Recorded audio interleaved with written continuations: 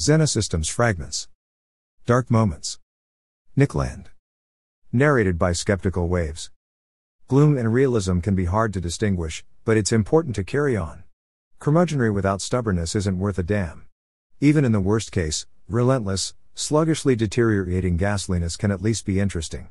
It shouldn't be necessary to cheer up, in order to continue, and there might be some lessons worth attending to in the slough of despond. I'd go further. Despair can get things started, if it means the abandonment of diverting idols. A full, immersive soaking, which leaves no doubt about certain things being over, is morbidly therapeutic, and even something like a first step, at least a first slouch. There are hopes that have to die, and the sooner the better, although if they die slowly and horribly, they are perhaps less likely to need killing twice. Here's the argument: nothing is going anywhere without preliminary disintegration. That's the cheerful part. It seems to me an absolutely irresistible claim, and this post was to have been designed to rally consensus around it. Then I made the mistake of watching this.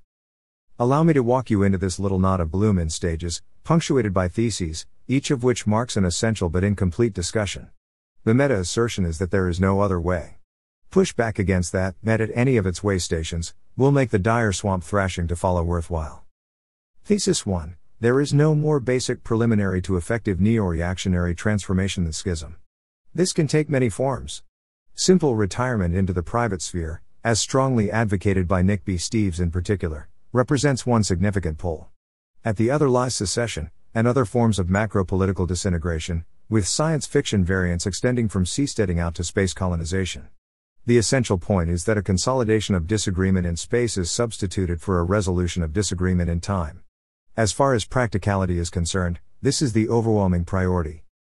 Thesis 2. There can be no agreement. The recent flurry of interest in Emmanuel Todd should suffice as confirmation. This critical summary by Craig Willey is excellent. In a very small nutshell, Todd argues that political ideologies in the modern age are projections of a people's unconscious pre-modern family values. Europe has 4 basic family types, all exogamous, programming its varied political ideals. The inegalitarian, classical, liberalism of mercantile Northwest Europeans corresponds to the absolute nuclear family.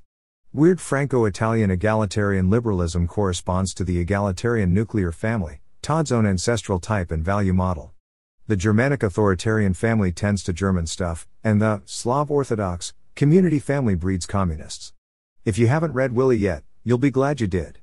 The sole takeaway here: people are different. Oops, that's a signature judgment of the inegalitarian liberal type, with no tendency to converge upon common ideals, even among Europeans.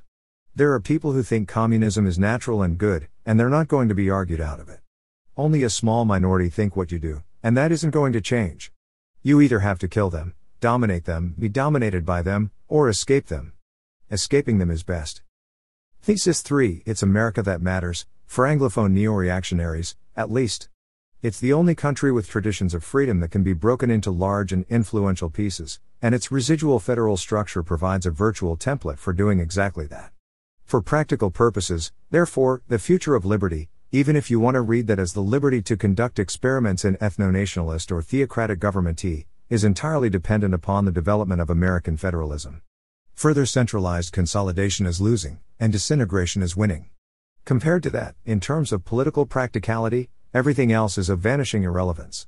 Dreaming up schemes for ideal authoritarian regimes, in particular, is simply a hobby, but you know that already, right? The only road to the future, or the past, leads through a disunited States of America. Now listen to those blogging heads again, and wind up the gloom to scream volume. It's absolutely clear from a strictly technical point of view that the sole conceivable platform for an escape from Leviathan's degenerative ratchet would be a Confederate States of America, and we can probably agree that historical sensitivities make that a non-starter. Setting out on a path away from futile arguments, between people who will never agree, leads straight back into America's racial nightmare, and horrible, draining, unresolvable wrangling that amounts to, freedom is banned forever, because, what happened to black people? Those arguments are stupidity itself.